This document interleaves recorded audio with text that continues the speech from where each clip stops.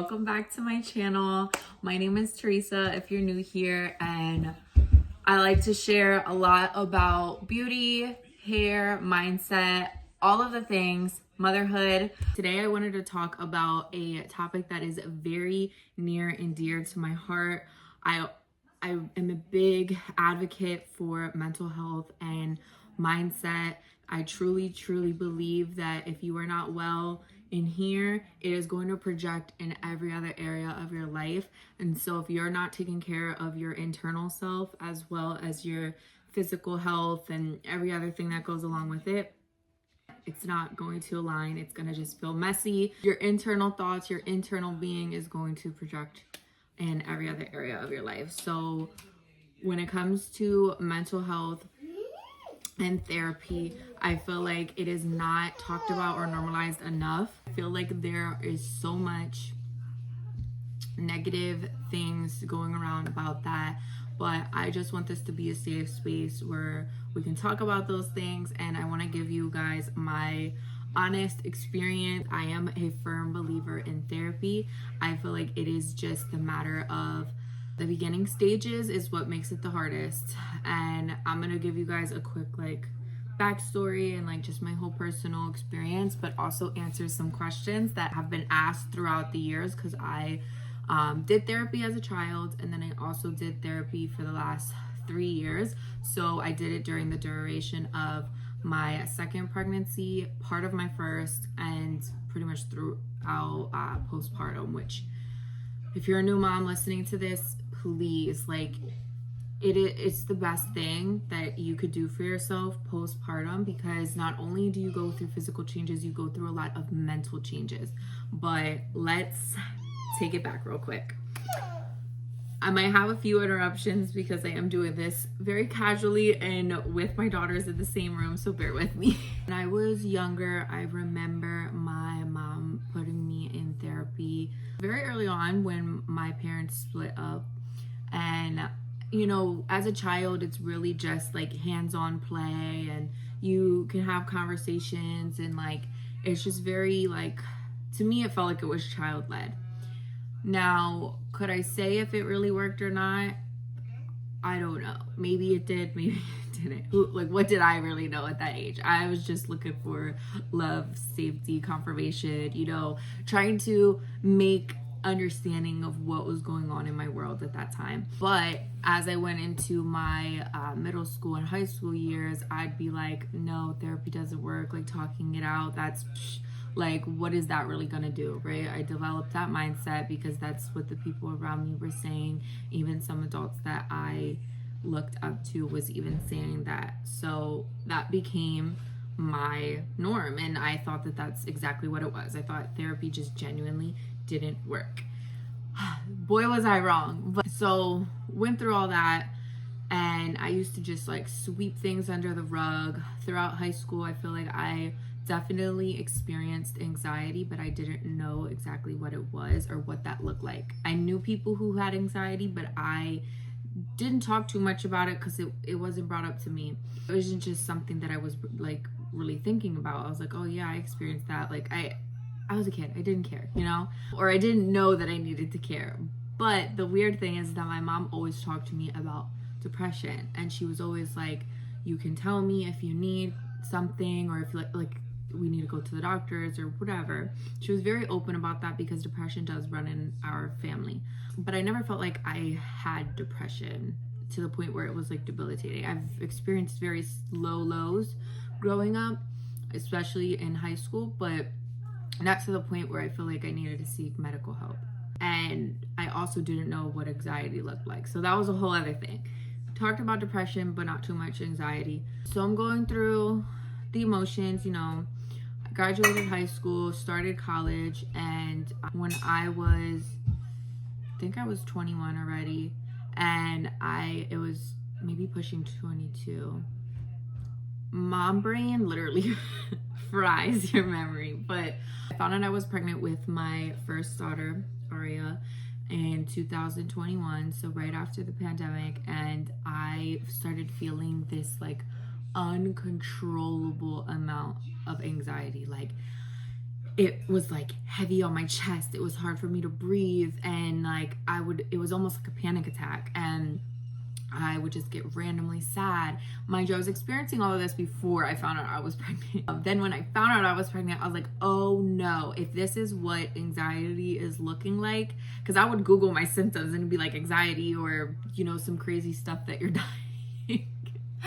So I try not to rely too much on Google, but you know, I had those experiences. I was at my job that I was working at the time before I found out I was pregnant. I would literally have to pause for a second. I was working at a dental office, and the coworker of mine who worked at the front office with me, she gave me these amazing coping mechanisms when you are having like an anxiety episode, and it was to focus on something that you can see that's like green, or something that you see that's blue, obviously deep breathing, and then it was also something you can taste, like just to get your mind off of that feeling, because sometimes you don't even know what is triggering it. And at least for me, I didn't know what it was, but I'm like getting all like amped up about it, because I just remember feeling that weight in my chest, and like it was like shortness of breath, and you know, just really clammy. But then fast forward, I found out I was pregnant, and I was like, oh no, we're not dealing with this. I need to go to the doctor, because it was getting to a point where it was affecting me. And then to top it off, I was going through other like health issues. I was sick through my entire pregnancy, so that was just a whole other thing to top it off. So I spoke to my doctor, and I felt like at first my family doctor gave me like a pamphlet of, or it wasn't even a pamphlet, it was a sheet of paper of places that I could call, and then gave me alternatives of medicine. But I literally broke down when she said that. I was like, that's the last thing that I want right now. There's no shame in doing what you feel is best for you, and to get you up to normal speed, and like to get you better. I grew up watching my mom be depressed, so that was really triggering for me, and I was just like, no, I want to try to do this without medicine and see where that takes me, right? So I'm calling, and it feels impossible to even get through these therapists, because they're booked out or not in network, or crazy prices to even pay out of pocket. So I was like dragging out about that. And then finally, when I was seen by my OBGYN for my first prenatal appointment, I had brought that up to them, and they connected me with a social worker, and she connected me with a bunch of options for therapists that were in network for me. Mind you, I still was not in right away. It still was a wait list, but I was like, something is better than nothing. So please just get me in. But I was like, we're gonna try it, and I'm going to give it an honest try. I had to wait like probably like 2 or 3 months, and the first 2 people at this office were just like life coaches. And it was cool for the time being, because I was getting to know what therapy was gonna be like, especially as an adult now. I'm like, I don't know what to expect, but it just felt really relaxed. It obviously takes time to get to know your therapist. I think that's the biggest part, is the match part of therapy, like finding your match. And most people try it one time and they're like, nope, it doesn't work. So I tried the 2 life coaches that I had. After I gave birth, it was perfect. Like, I feel like this therapist even went through similar things as me, as far as like, she had 2 C-sections, I had an unexpected C-section. It was just a lot of like now birth trauma that I was also dealing with, and postpartum, and all these changes in my life, you know? So she was perfect for that time being. I kept seeing her up until like the first year of life, and I just kind of felt like there was no game plan with this therapist, like where I was at. I wanted a game plan on like where I'm headed to next, like so I can have a game plan to no longer need therapy and have these healthy coping techniques at home, you know how to pinpoint my triggers, and just, heal ultimately what I came in for, So I kept sticking it out, because I was like, I don't want to stop and then fall into the trap of not getting back into therapy, because I knew how hard it was to find a new therapist. But I ended up stopping, and I actually reached out to my social worker. I didn't find out I was pregnant yet, but I reached out to my social worker via email.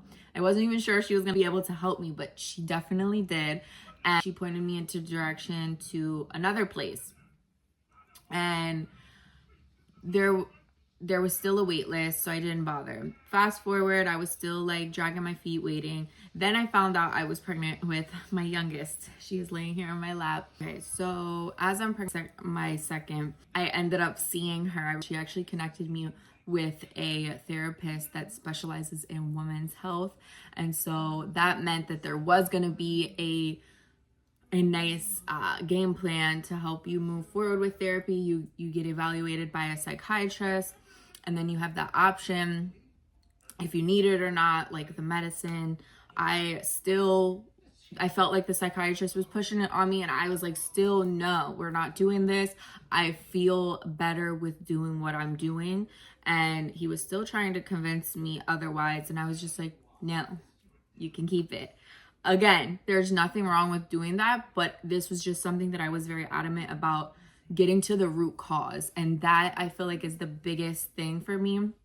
So many people are walking around with anxiety and depression and not getting to the root cause. And I believe that that's what therapy was meant for, is for you to get to the root cause and help you develop those healthy coping. No french fries. Burger. No burgers. We don't have any, babe. Okay, so I'm with this new therapist that specializes in women's health, and she was a godsend. So I'm like 3 people prior to this, and God led me to her, and she helped me work through postpartum, like birth trauma, put the postpartum emotions from prior, but also with this therapist helped me through 2 postpartums, and one, I wasn't even seeing her for, but there was still obviously like trauma that I wanted to work through, stuff that I didn't even realize that actually bothered me. But we got through some like childhood wounds.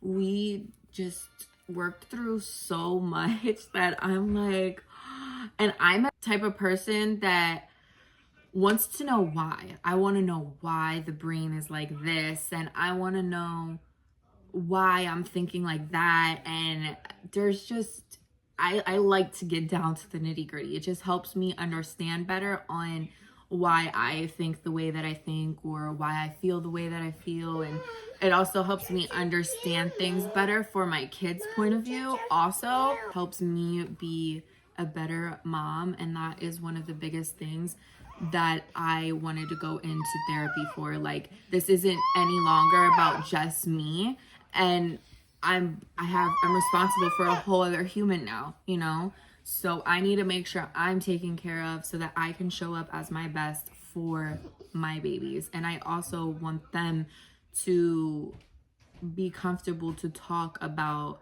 mindset, how they're feeling, and I normalize when I'm not feeling well to them. And there's healthy ways of doing all of that. And I knew therapy was going to be the one thing that was going to help guide me in those areas. Fast forward a year ago this month, I completed therapy within 3 years' time. With a little gap in there, a lot of hard, deep work that took place.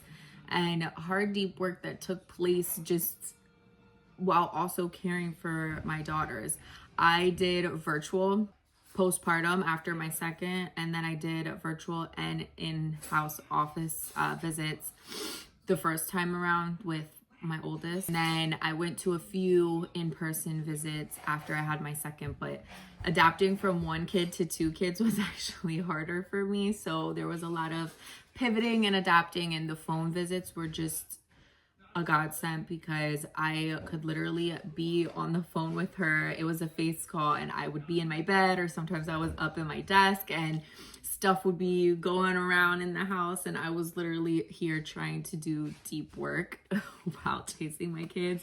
But it was the best chaos that I have gone through, and it really made me realize and learn a lot about myself. It made me find a deeper love for myself, because now I understand why I am the way I am, but also that I don't have to let that define me, that I am able to change those things. Even like there's these things, the way my therapist would explain it is that the center of you is your core, and then there's all these like external things, external influences, and those don't have to be a part of your core. They could just be something that is hardwired from your childhood, whether that was from an experience or what someone had told you at a very young age.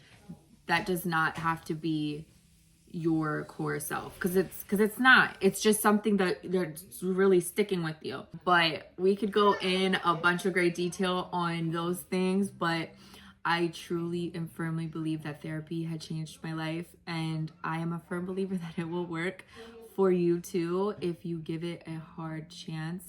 And what I mean by that is go in this with giving yourself grace and patience, because you might not click with the first 1 or 2 or 3 people that you try to like work with, you know, because having that relationship and being able to click nicely with your therapist is like half the battle, because then you feel more comfortable and confident in talking with them. You don't want somebody who is talking about their issues to you, because I've had that, but also you don't want like talking with someone that's really not going to guide you and give you not necessarily a roadmap, but like the tools to continue on so that you don't have to be in therapy for like your whole life. Exaggerating here. You could be in therapy as long as you want. You don't have to be upset or what they say messed up to go to therapy. Like, I think going to therapy is very, very healthy, even if it's just to have somebody to talk to. Like, it really makes all of the difference to be able to talk through your problems. And that is even a great thing to instill in the kids, because they're trying to make sense of it all. And a lot of the stuff that's stuck in our minds as trauma that we don't realize is trauma or triggers, our young mind brain wasn't able to put the pieces together and understand what was going on. And so because we couldn't understand, we couldn't grasp that understanding, it's in our brain back there and still bothering us. So we need to like rehash it out. And I always tell people it gets worse before it gets better. Let's get into some questions. A lot of these questions I had gone over in my story, like why did you decide to start therapy, my kids, and my debilitating anxiety. What was your first therapy session like? So I was very nervous, but also very excited for this new chapter, just because I was feeling very optimistic about it. Like, I obviously wasn't well, but I was like, I heard so many good things about therapy outside of all the stuff that I was programmed to believe around therapy. I was just trying to be very optimistic about it. And I feel like that's really my personality, trying to be optimistic about everything. I was scared because I didn't know what to expect, and I didn't know like if I was going to like this person or if I was going to feel judged. So I was just, like I said, trying to like ease my way through, giving it an honest effort. How did you find your therapist? So I spoke with my doctor. I was very open with my doctor about what I was feeling. I spoke with my family doctor first, and I went with the resources that they gave. And then I spoke with my OBGYN, which is the doctor that I was seeing for both of my pregnancies. And I feel like they were a little more serious about getting me the help that I was desiring versus my family doctor. I don't know if I'm the only one that experiences this, but I felt like it was a very like, here's a paper, go do your own research. But that can be so overwhelming to someone who's just starting out, because these offices have like maxed out wait lists and stuff, and you don't know if they're in network. And you can also call your insurance, which I have done. I did this too, and they actually mailed a packet of therapists that I could see. There were some in my area, some I would have to commute for, but that can in itself can even be overwhelming. But this is just something that you're able to do if you really want to do the digging. But it just makes me sad that it has to be so many jumping through hoops, because most of the time when people are seeking therapy, they're not in the mindset to do all of this research. So just keep asking around. If you know somebody who's doing it, ask them questions, speak with your doctor, and speak with your OBGYN. Like, if that's what's gonna get you to a therapist. Hi, baby. Oh, this is a good one. What was the process of opening up about personal issues? So I feel like they asked a few of like history questions, you know, like what's the dynamic, what brings you in at the very first visit. And then you guys kind of have to like maybe dig through some layers.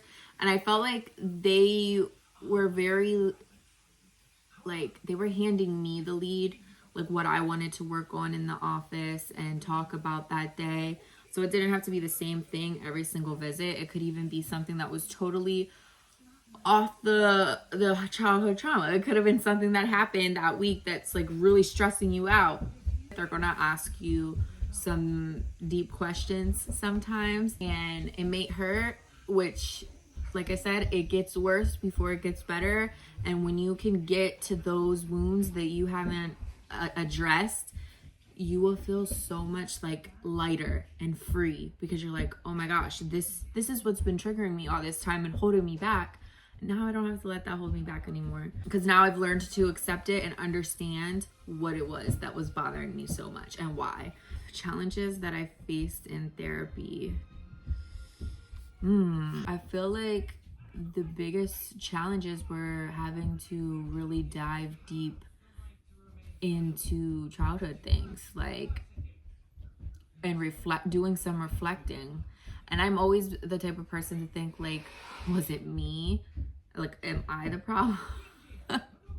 No, but seriously, like, I always do those types of reflecting, and that could be very heavy, because sometimes it either can be you or it's not, and it's out of your control, which I think is a big thing for me.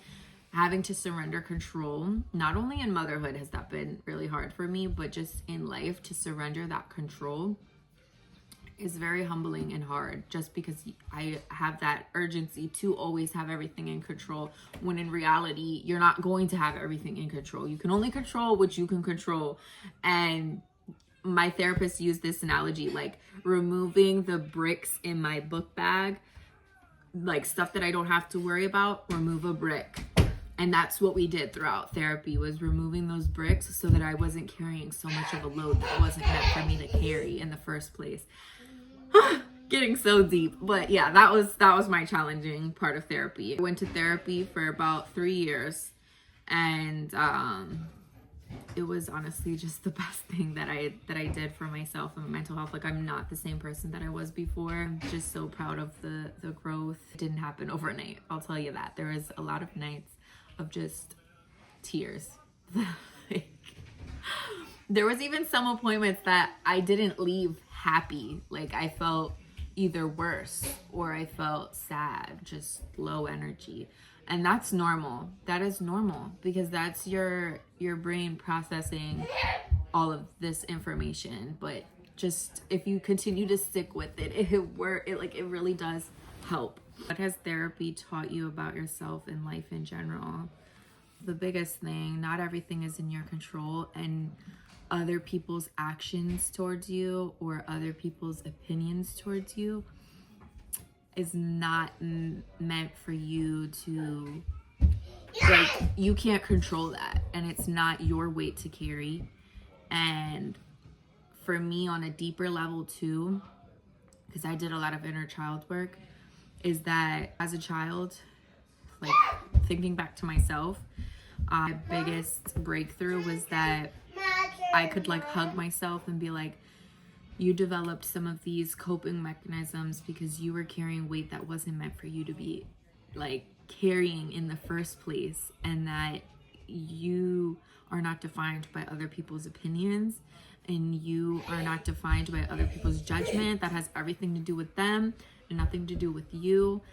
There's just like so much that I could talk about right now, but this would be literally end up being like an hour video. Is how healing your inner self impacts so much your parenting also. I don't want my trauma or my emotions or whatever to spill out on my kids. That's not their weight to carry. I don't want to project at them. I want to parent from a healed standpoint, not a wounded standpoint. I want to respond, not react.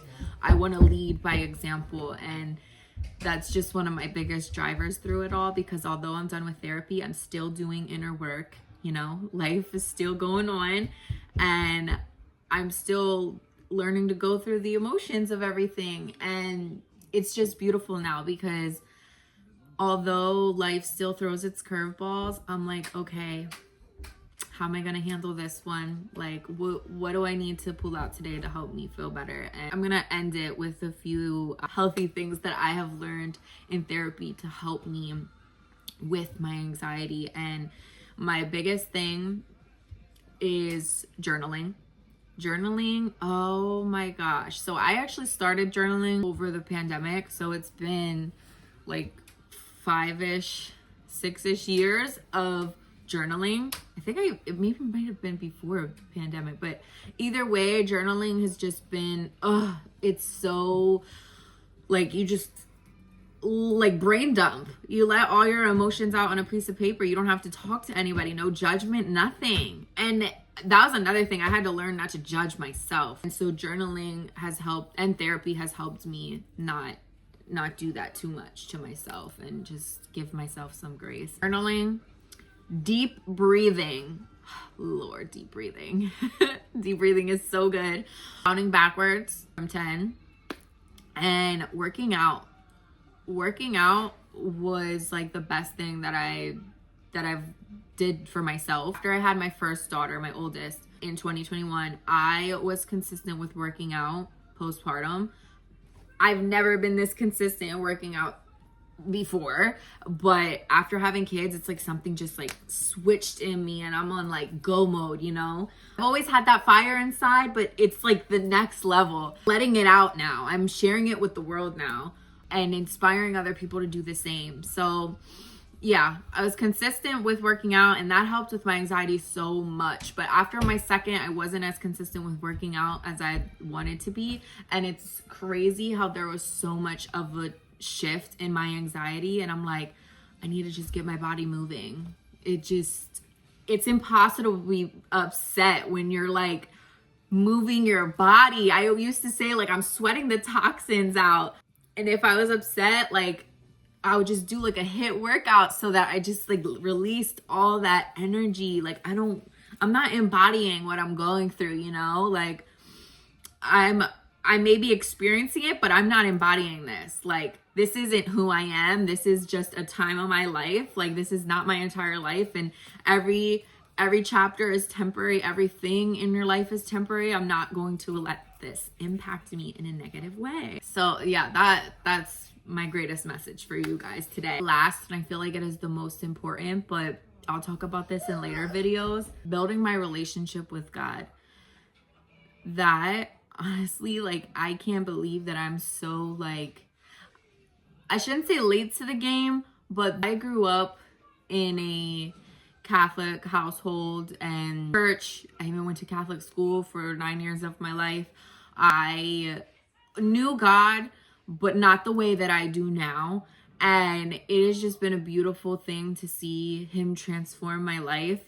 And by the grace of God, man, like, he literally is the one who strengthens me, and it's just been very beautiful, and I'm very grateful to just be walking on this path of faith and just getting to know God on a deeper level, because I've never felt his presence the way I do now than when I was in that type of environment of religious and all that stuff. But life just kind of brought me on another path, and I'm not saying anything bad about, you know, religions or anything like that, but I don't believe that you need to be attached to a religion to have a strong relationship with God. And if you're somebody who needs to hear this, like, you don't have to be perfect to come to God. You don't have to be perfect to pray to him, to follow him, to worship him. He just wants you in your heart.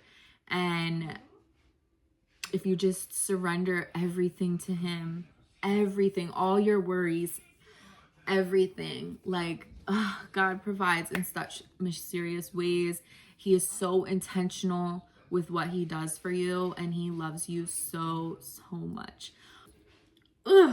So yeah, that's the last one that really helped me so much. Still helping me on a day-to-day. Another one that I want to add in there, just because, foods and the drinks that you drink. If you're someone with a high caffeine intake, that might be what's triggering your anxiety. Sugar, carbs, like, you want to eat whole foods. I always feel my best when I'm eating whole foods, fruits, veggies, protein. Like, I love eating clean. I really do. Don't get me wrong. I do indulge on those other things like sugar and caffeine, but eating clean, man, is so underestimated. I know we hear it all the time, but it goes a long way for various reasons. And there's a reason why it's better for us. So yeah, we could go into a whole other video on that also, but I want to end that here. What's next for your mental health journey? Just continuing on working out. It has been over a month of consistently working out, and I feel amazing. I have my hard days, and deepening my relationship with God also has just been really getting me through, man. It's been a rough last few years of my life, but we're getting through, and God just always provides, and I'm so grateful to be doing this on my platform, and I hope that it reaches so many people who needed to hear this, needed this information. It's inspiring you to go all in on your hopes and your dreams, because you're worth it. You investing on your health, you are worth it to do those things, to eat better, to move your body more, to work on your mental health. You are worth all of those nice, fine things in life. Like, there's no greater luxury than to be able to take care of yourself. So please, whatever it is today, just do just that. So I'm gonna end it here.